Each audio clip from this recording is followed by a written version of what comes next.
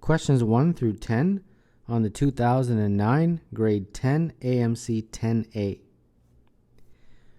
One can holds 12 ounces of soda. What is the minimum number of cans needed to provide a gallon, 128 ounces of soda?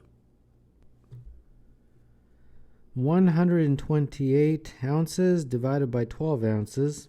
It's not perfect. It's 10 remainder 8. But the remainder 8 has to go into a can. So we're going to need obviously 10 cans, but then we're going to need an additional 1 can for that remainder. And that's a total of 11 cans.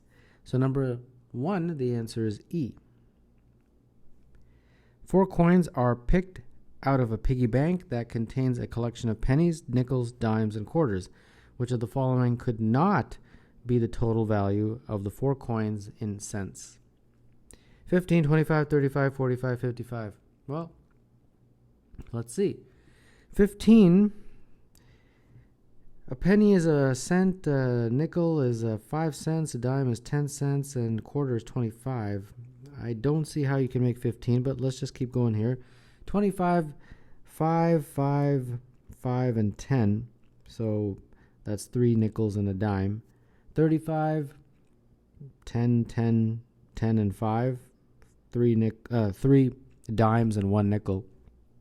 45, 25, 10, 5, and 5.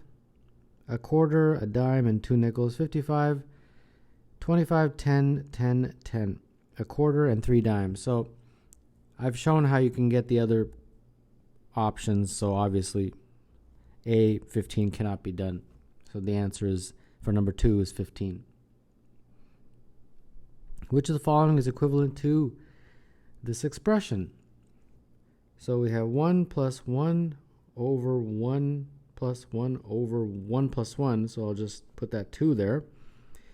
Then we've got to add these guys. So 1 plus 1 over 2 is 3 over 2. So this is 1 invert and multiply, and you get 2 over 3. And then finally 1 plus 2/3 is going to be 5 over 3. So number 3, the answer is C. Eric plans to compete in a triathlon. He can average 2 miles per hour in the 1/4 mile swim and 6 miles per hour in the 3-mile run. His goal is to finish the triathlon in 2 hours. To accomplish his goal, what must his average speed in miles per hour be for the 15-mile bicycle ride? So for the swim, we are going to first calculate the time. And time is, of course, equal to distance over speed. So his distance for the swim is 1/4 mile, and his speed is 2. So his time is 1 over 8, and that's, of course, in hours. And then very similarly for the run, we're going to calculate his time, d over s, distance over speed. The distance for the run is 3 miles, and the speed is 6 miles per hour, so that's a half an hour. And then finally, we have to figure out the average speed for his bike ride. So for the bike ride, we are going to figure out speed. So speed is distance over time. Now distance, they tell us, is 15 miles. Now time, what is time? Well, that's where this piece of information comes in, that his goal is to finish the triathlon in 2 hours. So he's already completed 1/8 of an hour and 1/2 an hour. So whatever is left is going to go here for the time. So it's 2 minus 1/8 minus 1/2 in terms of the time. 11 over 8. So that's what goes there. And therefore we have 15 over 1 times 8 over 11. And that is equal to 120 over 11. So that is the speed that he must ride the bike in order to finish the triathlon in 2 hours. So that would be for number 4, A. What is the sum of the digits of the square of this number?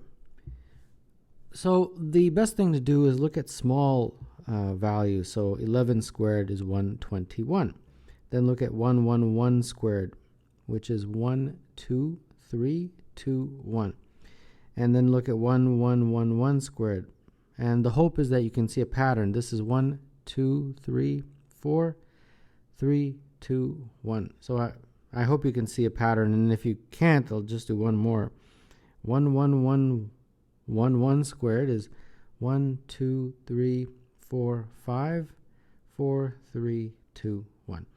All right, so this one is going to follow a very similar pattern. This is what, 9 ones? 111, 111, 111. When we square that, we're going to go all the way up to, this one was 5 ones, we went up to 5. This was 4, we went up to 4. This was 3, went up to 3. This was 2, went up to 2. This is 9, so we're going to go up to 9. So 1, 2, 3, 4, 5, 6, 7, 8, 9. And then we come back down again. 8, 7, 6, 5, 4, 3, 2, 1. Okay. And they want the sum of the digits, so we got to add all these guys up. And if we do from 1 to 9, that's just 9 times 10 over 2. And then from 8 down to 1 is just 8 times 9 divided by 2. So that's going to be 45 plus 36, which is 81. So the sum of the digits of that squared is 81, and therefore number 5 is E.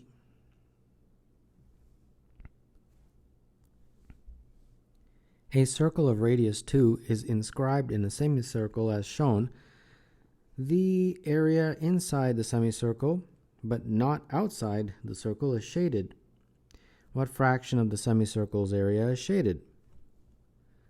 They want the area of the shaded region over the area of the semicircle, which will be pi big R squared over 2. Now the area of the shaded region is basically the area of the semicircle minus the area of the small circle. And then, of course, all over pi r squared over 2.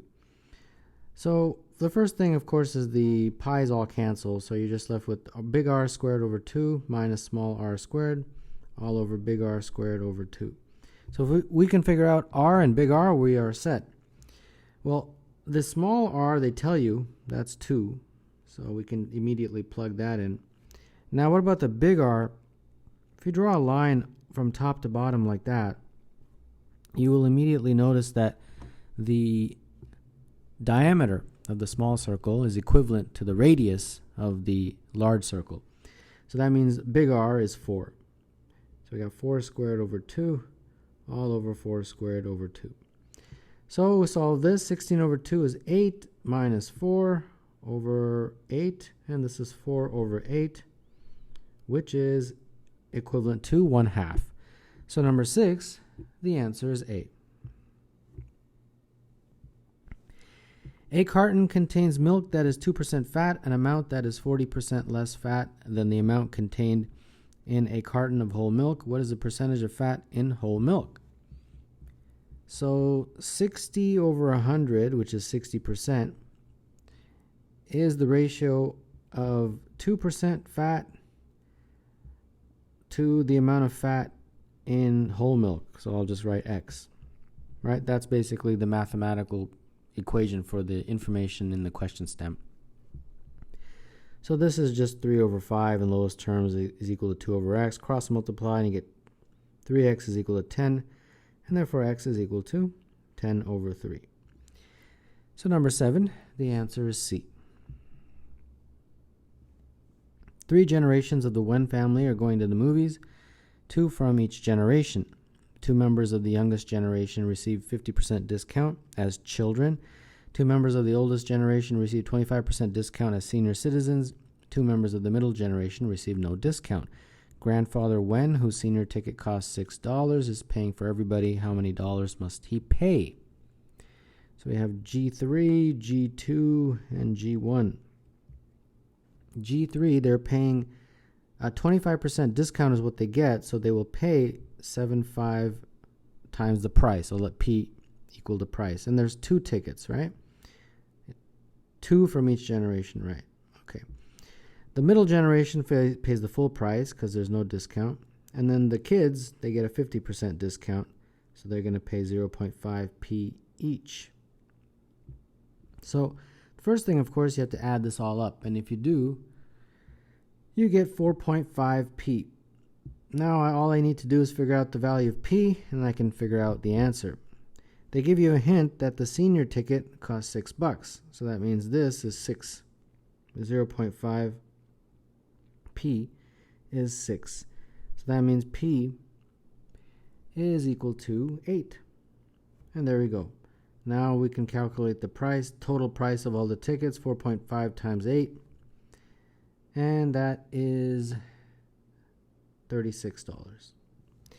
So number 8, the answer is B. Positive integers a, b, and 2009 with a less than b less than 2009 form a geometric sequence with an integer ratio. What is a? A, b, and 2009. And now a geometric sequence is of the form a, ar, ar squared, and like that, right? And the property is that if you take the second one and divide by the first one, it's the same as the third one divided by the second one. Because both of these become just r, you'll notice. Everything else cancels. So using our numbers here, we'll do the same thing. So that means that b over a is the same as 2009 over b. So cross multiplying, you get b squared is equal to 2009 times a. Now they tell you that a and b have to be integers, positive integers. So how can I get a perfect square if I multiply 2009 times a? Well, the first thing, of course, I will need to do is break up 2009 into its prime factors, and it's going to be 7 times 7 times 41 times a. This must be a perfect square. Now, how do I get a perfect square? Well, from inspection, you can see that if a is 41, then there will be 7 times 7, 41 times 41. That meets the criteria of a perfect square. So, therefore, a is 41. And b, just in case you're wondering, will be 7 times 41. And c, well, there is no c, but the third number is 2009. So what we have is a scenario of 41, 7 times 41, and 2009. Okay, and the ratio, of course, is 7. You can clearly see that here. So, number 9, the answer is B. Triangle ABC has a right angle at B. Point D is the foot of the altitude from B. AD is 3, and DC is 4. What is the area of ABC? Okay. We're going to use some similar triangles here. Basically, this triangle ABC is similar to ABD, like that. And therefore we can say that AB over BC is the same as 3 over BD. And in a very similar way, triangle ABC is also similar to triangle BDC. So we can say for that relationship that AB over BC is the same as BD over 4. So combining this and this, since they are both equal to each other, we set them equal. So that means that 3 over BD is equal to BD over 4. Cross multiplying, a BD squared is equal to 12, and therefore BD is equal to root 12, like that. And then finally, to get the area of that triangle, it's 1/2 base times height. I'll let this be the base, AC, which is 7.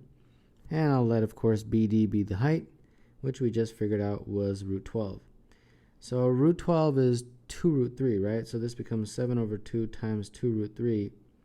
and that simplifies to 7 root 3.